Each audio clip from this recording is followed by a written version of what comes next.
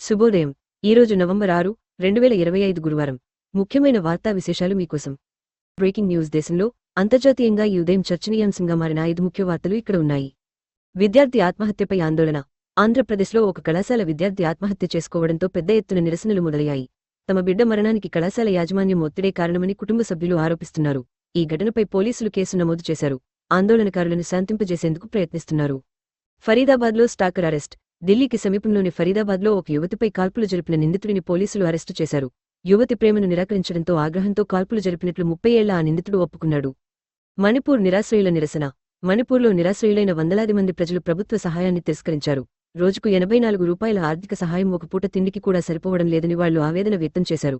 10 రోజులుగా పునరావాసం కల్పించాలని డిమాండ్ చేస్తూ నిరసనను తీవ్రతరం చేస్తామని హెచ్చరించారు. పశ్చిమ బెంగాల్ ఎన్నికల రాజకీయాలు. ఓటర్ల జాబితా సవరణ ప్రక్రియపై నిరసన ర్యాలీ నిర్వహించిన మరుసటి రోజునే పశ్చిమ బెంగాల్ ముఖ్యమంత్రి మమతా బెనర్జీ తమ కాళీఘాట్ నివాసంలో ఓటరు నమోదు పత్రాన్ని అందుకున్నారు. న్యాయస్థానాలపై సుప్రీంకోర్టు ప్రధాన న్యాయమూర్తి వ్యాఖ్యలు. నూతన న్యాయస్థాన భవనాల నిర్మాణం విలాసవంతంగా ఉండకూడదని, అవి న్యాయ దేవాలయాలుగా ఉండాలని భారత ప్రధాన న్యాయమూర్తి బి.ఆర్. గవై వ్యాఖ్యానించారు. కోర్టులు 7 నక్షత్రాల హోటళ్ల మాదిరిగా ఉండకూడదని ఆయన సూచించారు. ప్రపంచపటం. ఆంధ్రప్రదేశ్, తెలంగాణ రాష్ట్ర అప్డేట్స్. విశాఖపట్నంలో వ్యభిచార ముఠా గుట్టురట్టు. విశాఖపట్నం నగరంలోని వీపీ రోడ్డు సమీపంలో ఉన్న ఒక వెల్నెస్ సెంటర్లో టాస్క్ ఫోర్స్ పోలీసులు దాడులు నిర్వహించి వ్యభిచార ముఠా గుట్టురట్టు చేశారు. ఈ కేసులో 3 అరెస్టు చేశారు. తెలుగు రాష్ట్రాల డెవలప్మెంట్ అప్డేట్స్. ఆంధ్రప్రదేశ్, తెలంగాణ రాష్ట్రాలకు సంబంధించిన పూర్తి వివరాలు ఈ రోజు సేకరించాల్సి ఉంది. భారతదేశం ఇండియా లేటెస్ట్ న్యూస్. భారతదేశ తాజా వార్తలు. బీహార్ ఎన్నికల్లో ఓటు దొంగతనం ఆరోపణలు. బీహార్లో ఎన్నికల పోలింగ్కు ఒక రోజు ముందు కాంగ్రెస్ నాయకులు రాహుల్ గాంధీ ఓటు దొంగతనం పై మళ్లీ ఆరోపణలు చేశారు. యువత తమ రాష్ట్ర భవిష్యత్తును నిర్ణయించాలని ఆయన కోరారు. యూపీలో క్రికెట్ ఆడుతూ మరణం. ఉత్తరప్రదేశ్లోని ఆన్సీలో క్రికెట్ ఆడుతున్నప్పుడు ఒక 30 ఏళ్ల లైఫ్ ఇన్సూరెన్స్ కార్పొరేషన్ ఎల్ఐసి ఉద్యోగి కుప్పకూలిపోయి మరణించారు. గుణదల బాలిక కిడ్నాప్ ప్రయత్నం. గ్వాలియర్లో పోలీసు స్టేషన్ సమీపంలోనే ఒక విద్యార్థినిని ఆటోరిక్షాలో వచ్చిన 3 వ్యక్తులు కిడ్నాప్ చేయడానికి ప్రయత్నించారు. అయితే ఆ బాలిక ధైర్యంగా వారిని ప్రతిఘటించి పోరాడింది. World news. ప్రపంచ వార్తలు. యుఎస్ ఎన్నికల్లో భారతీయ సంతతి మేయర్ విజయం. భారతీయ మూలాలున్న సించినాటి మేయర్ ఆఫ్తాబ్ పురేవాల్ రెండోసారి విజయం సాధించారు. న్యూయార్క్ నగర మేయర్ రేసులో డెమోక్రాట్ జోహ్రాన్ మామ్దానీ కూడా గెలుపొందారు. ఉక్రెయిన్ రష్యా యుద్ధం.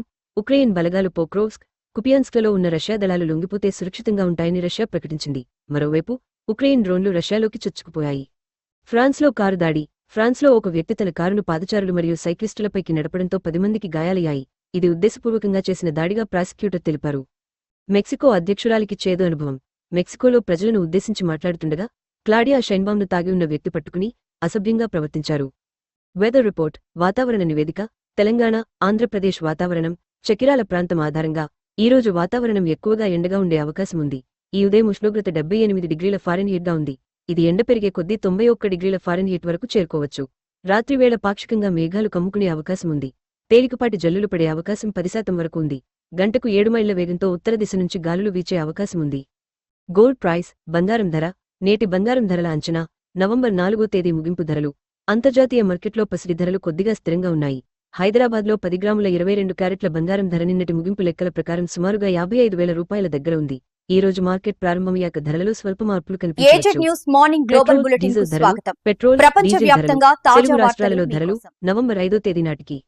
హైదరాబాద్లో లీటర్ పెట్రోల్ ధర 107 రూపాయల 46 పైసలుగా ఉంది. డీజిల్ ధర 95 రూపాయల 70 పైసలు. విశాఖపట్నంలో లీటర్ పెట్రోల్ ధర 108 రూపాయల 35 పైసలు. డీజిల్ ధర 96 రూపాయల 22 పైసలు. గమనిక. చమురు సంస్థలు ప్రతిరోజు ఉదయం 6 గంటలకు కొత్త ధరలను ప్రకటిస్తాయి. కాబట్టి ఈ ధరలు స్వల్పంగా మారే అవకాశం ఉంది. Sensex, Nifty opening. Sensex, Nifty ప్రారంభం. Stock market closing update. November 4వ తేదీ ముగింపు. భారతీయ స్టాక్ మార్కెట్లు నవంబర్ 4వ తేదీన నష్టాలతో ముగిశాయి. సెన్సెక్స్ సుమారు 519 పాయింట్లు పడిపోయి 83,459 పాయింట్ల వద్ద ముగిసింది. నిఫ్టీ దాదాపు 170 పాయింట్లు తగ్గి 25,650 పాయింట్ల దగ్గర క్లోజ్ అయింది. ఈ రోజు అంచనా. ఈ ఉదయం 7:30 మార్కెట్ ట్రేడింగ్ ప్రారంభమయ్యే ముందు అంతర్జాతీయ ట్రెండ్ల ప్రభావంతో మార్కెట్ స్వల్పంగా హెచ్చుతగ్గులకు లోనయ్యే అవకాశం ఉంది.